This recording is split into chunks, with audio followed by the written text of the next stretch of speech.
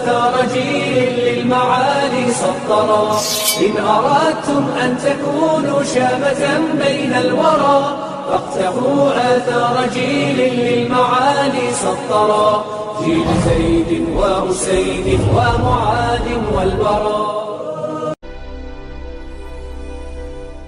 أعوذ بالله السميع العليم من الشيطان الرجيم. بسم الله الرحمن الرحيم والصلاة والسلام على أشرف المرسلين سيدنا محمد وعلى آله وصحبه أجمعين. السلام عليكم ورحمة الله وبركاته. Je vous retrouve pour cette nouvelle émission de Risalatul Islam, le message de l'Islam, où nous allons encore parler aujourd'hui du rapport à la foi. Parce que c'est important de réfléchir à ce qu'est la foi, avoir foi en Dieu, c'est-à-dire de croire en lui, de sentir dans son être sa présence, d'avoir de ce point de vue-là une relation tout à fait particulière à la présence du divin dans sa vie. Et puis en même temps, de réfléchir ensemble au degré de la foi. En fait, notre émission aujourd'hui, c'est sur les degrés, les différentes étapes, la nature de la foi. Parce que dire j'ai la foi, toutes les foi ne sont pas de la même qualité. Il y a une foi qui est une reconnaissance de Dieu, et puis il y a des foi de plus en plus profondes qui peuvent être présentes. Et donc même la notion de taqwa, quand Allah subhanahu wa ta'ala il dit « Inna akramakum indallahi atqakum », quand il dit celui qui est le plus digne parmi vous est celui qui a la conscience de Dieu la plus profonde, il lui met des niveaux, des qualités, une certaine façon d'être avec Dieu. Et puis vous avez également cette autre formulation que vous avez les Bédouins ont dit nous ont cru.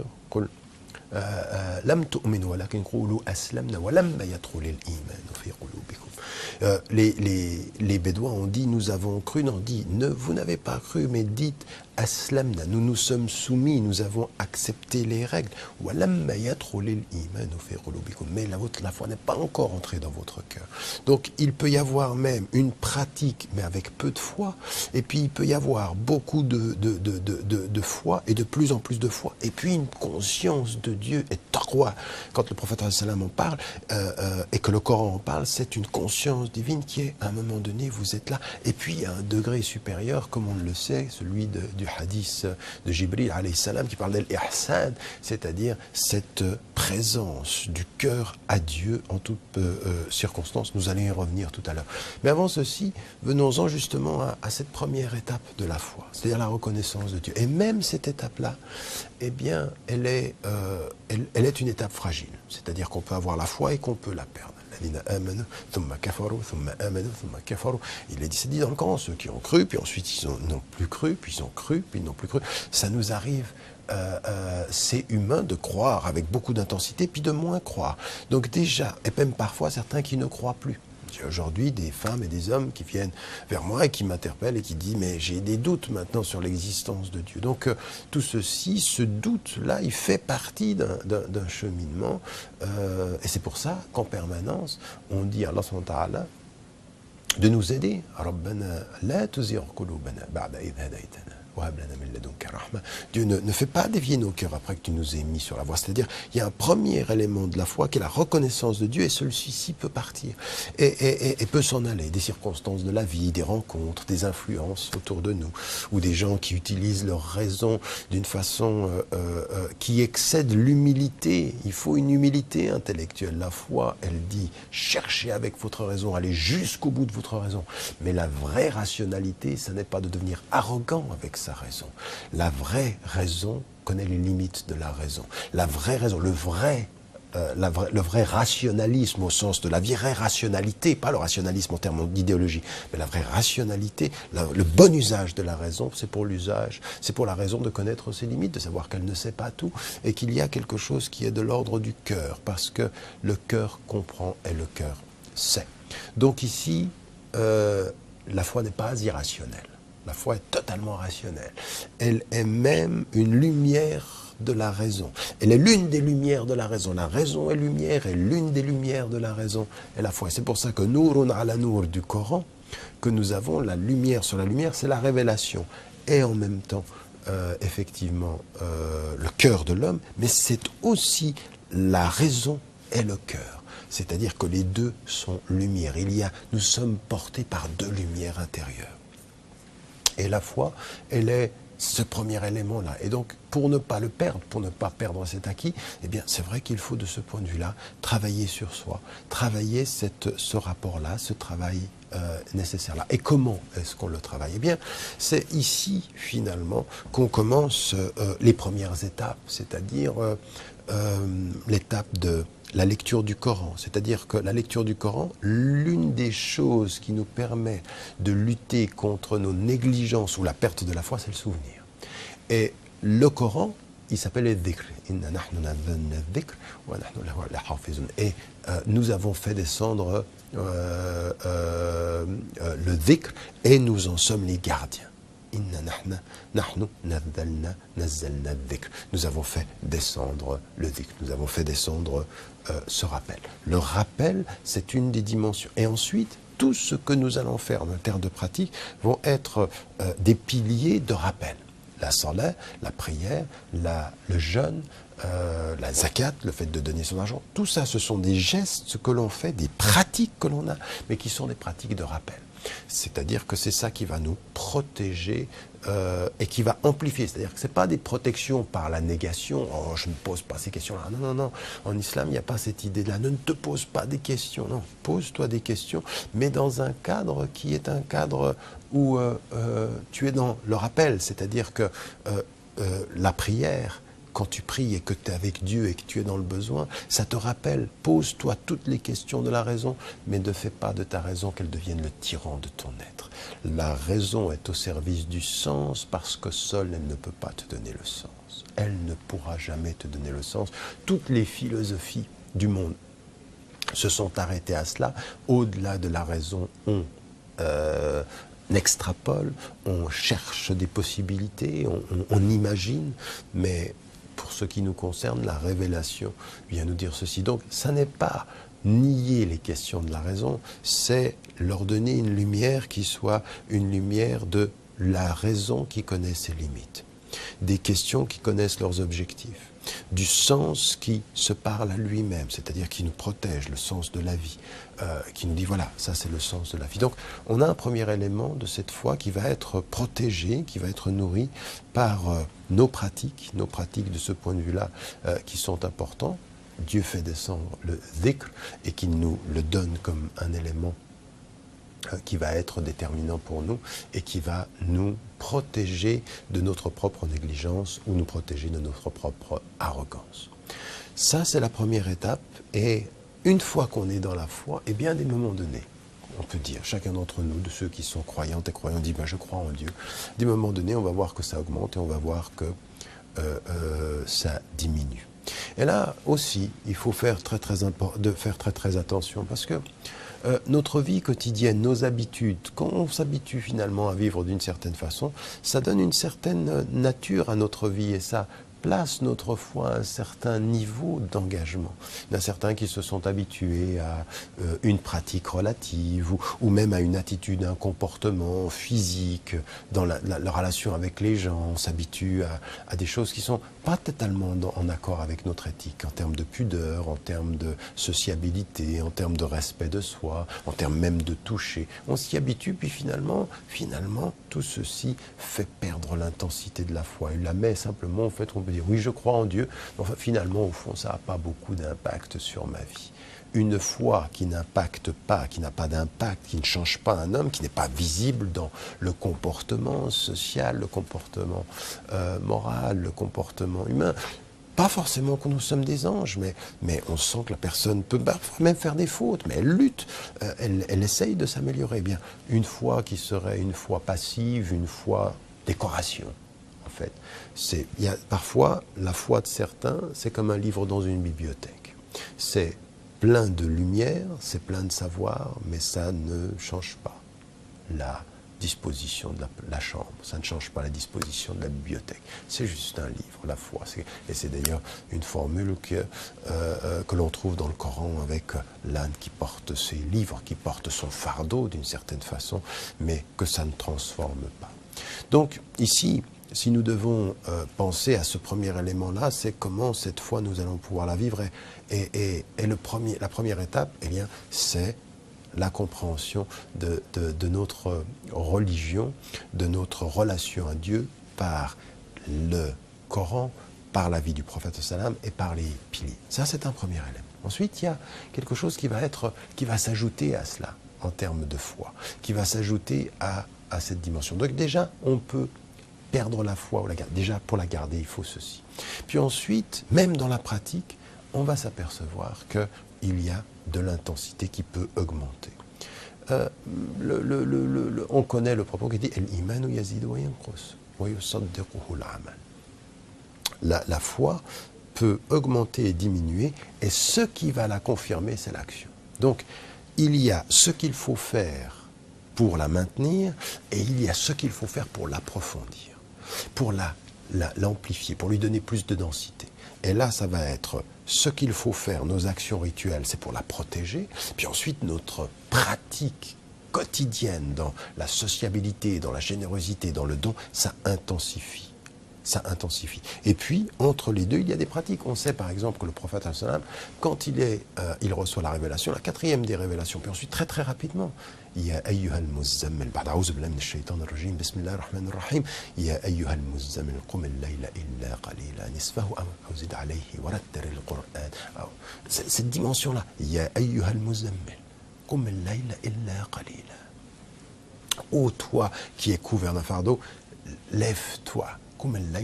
Lève-toi pendant la nuit et prie, c'est-à-dire tu vas ajouter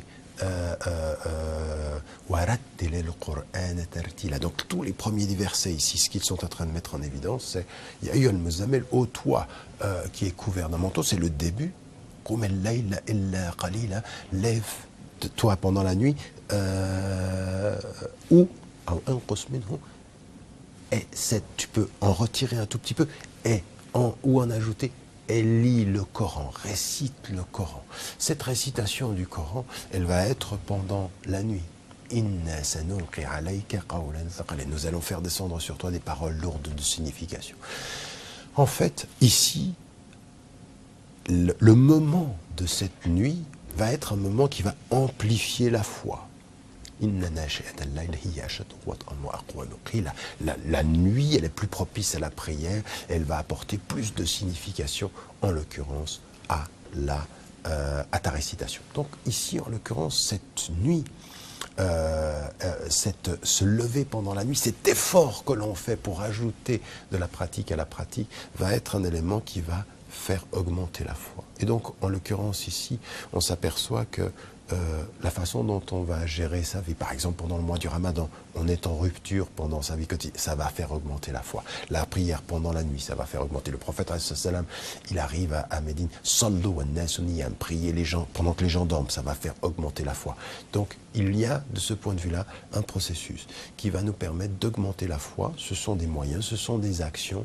Alors c'est vrai que c'est dans la spiritualité, ça peut être dans l'isolement, mais ça peut être aussi en société, par la façon dont on va servir les pauvres, par la façon dont on va servir ses parents, dans la façon. Toutes ces actions-là font monter la foi. Donc on a des éléments de la foi qui vont se consolider par le rituel et s'approfondir, se densifier par la pratique, par le bon comportement qui fait el khuluq, c'est-à-dire le bon caractère. Inch'Allah, je vous retrouve après la pause et nous poursuivons cette réflexion. Salam alaikum wa rahmatullah.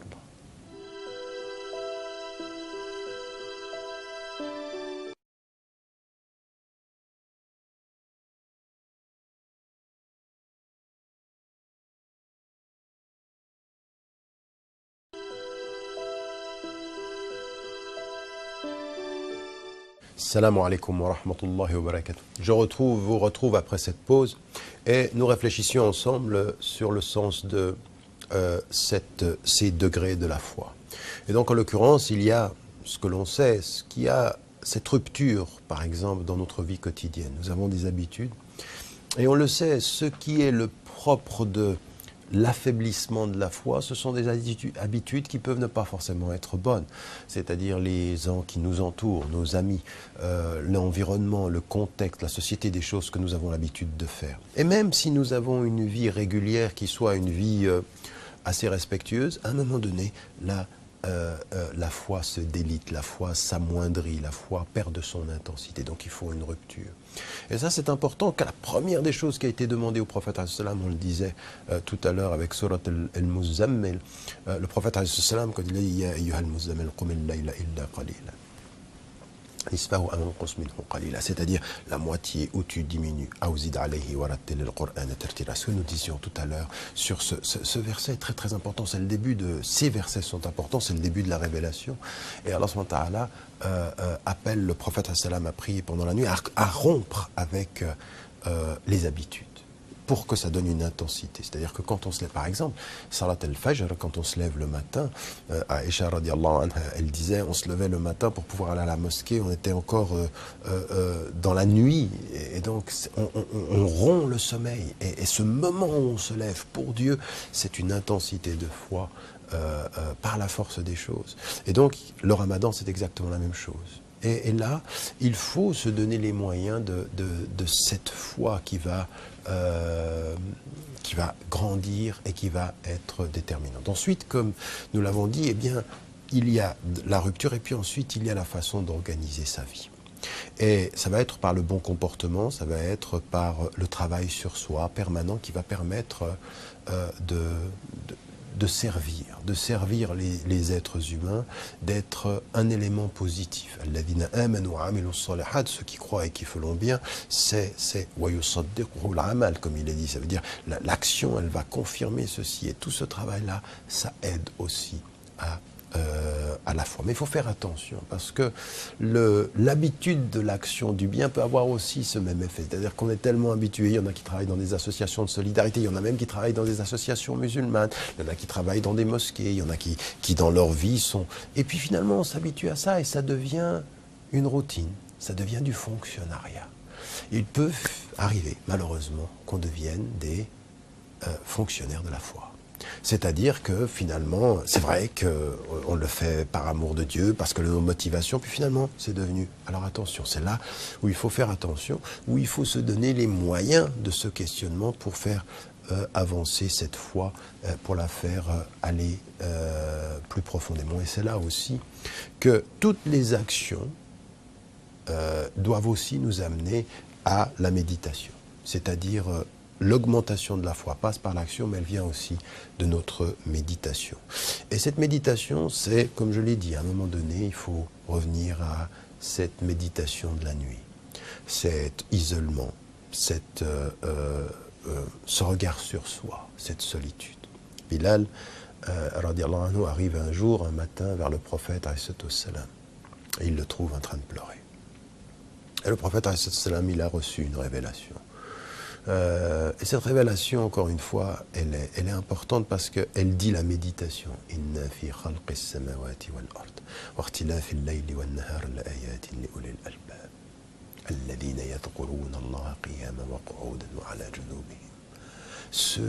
Il y a dans la création des cieux et de la terre, dans la succession de la nuit et du jour, des signes pour ceux qui sont pleins de discernement.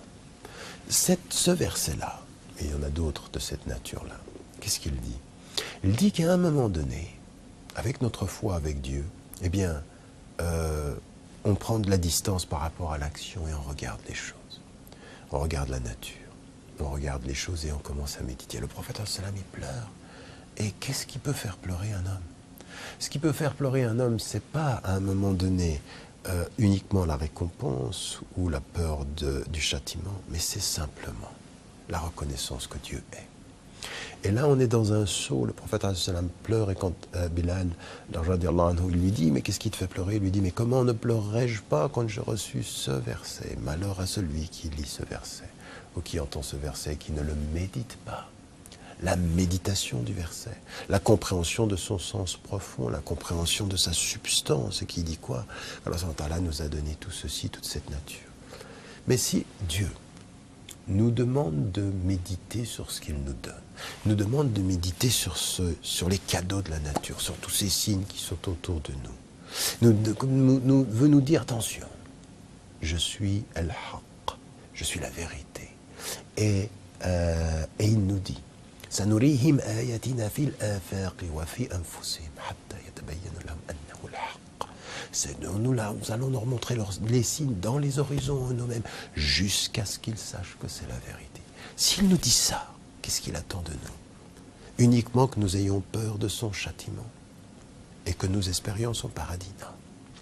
Et c'est ce que disait l'imam al-Nawawi lorsqu'il déterminait, lui il l'a dit de la même façon, l'imam Abu Hamid al-Ghazali le dit dans Ihya Ulum ad-Din, dans la revivification des sciences religieuses, toute la partie, la 4e partie qui est reliée à toute cette dimension-là, qui est en fait une chose très importante dans notre rapport aux sciences, la revivification des sciences. Les sciences, qu'est-ce que c'est? Le savoir, qu'est-ce que c'est? Eh bien, à un moment donné, c'est dépasser la foi du commerçant. Iman et tajer. L'imam Nawawi mettait ceci. Et c'est quoi? C'est finalement, au début, on reconnaît Dieu.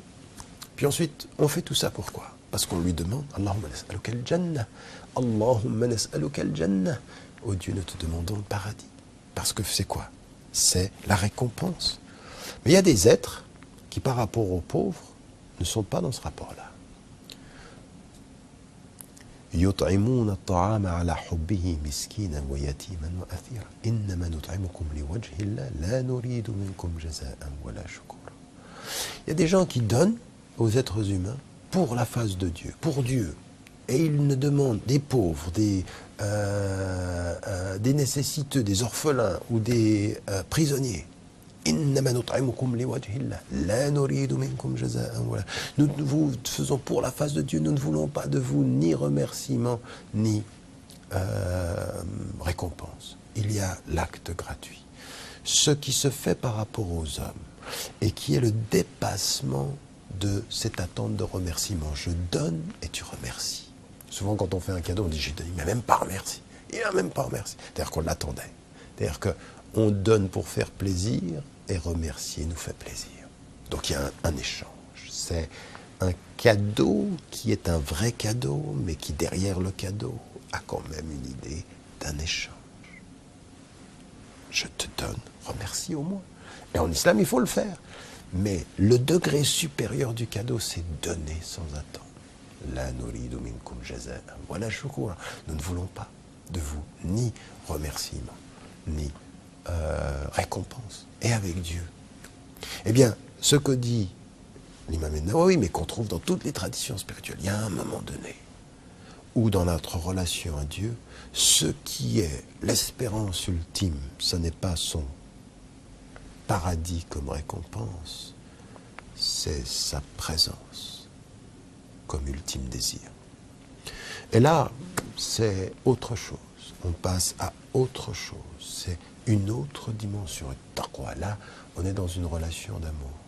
Et on l'a dans les invocations. Allahumma matta'na bir-ru'yati ila wajhika al-karim. C'est-à-dire, on veut pouvoir te voir. Notre désir ultime, c'est te voir.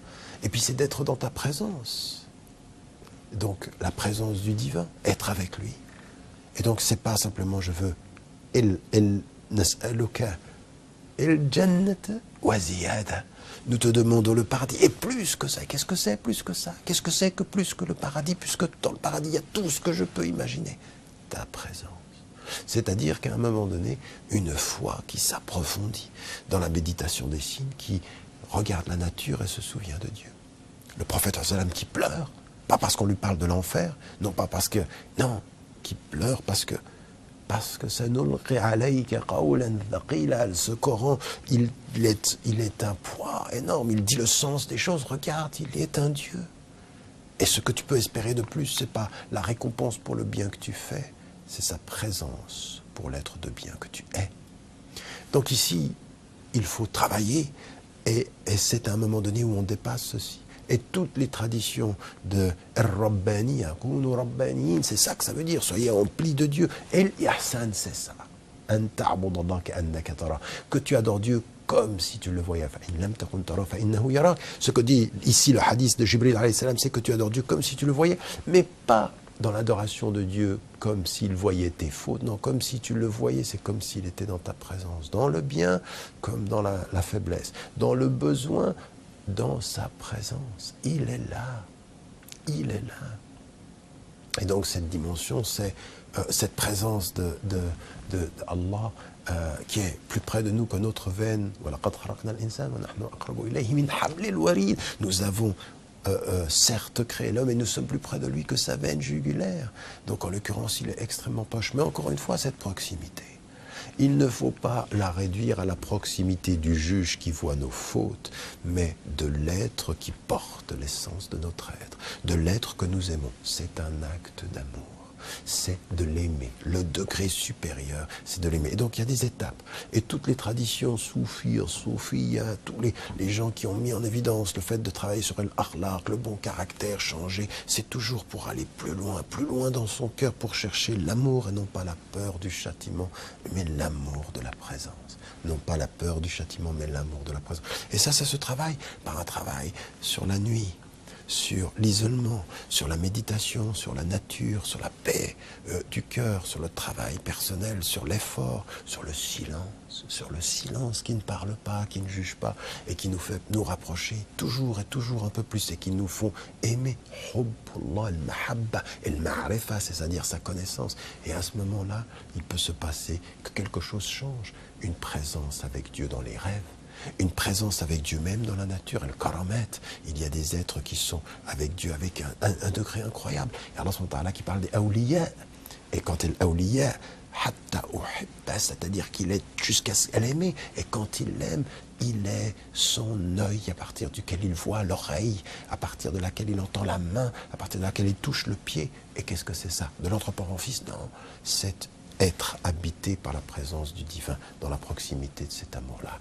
Et là, ça fait naître un ami de Dieu, non pas le serviteur qui a peur du châtiment, mais l'ami qui est en quête de sa présence. Que Dieu nous aide. Je vous retrouve, Inch'Allah, pour une prochaine émission de Risalatul Islam. D'ici là, vous pouvez aller sur mon site, sur la page officielle de Facebook ou sur la page de la chaîne satellitaire Iqra, nous faire part de vos remarques, nous dire ce que vous aimeriez que l'on aborde comme thème, Inch'Allah, à l'avenir. Salamu alaikum wa rahmatullahi wa barakatuh.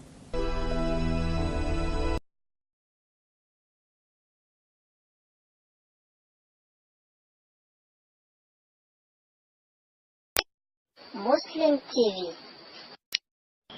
Parce que l'islam est éternel pour l'éternité.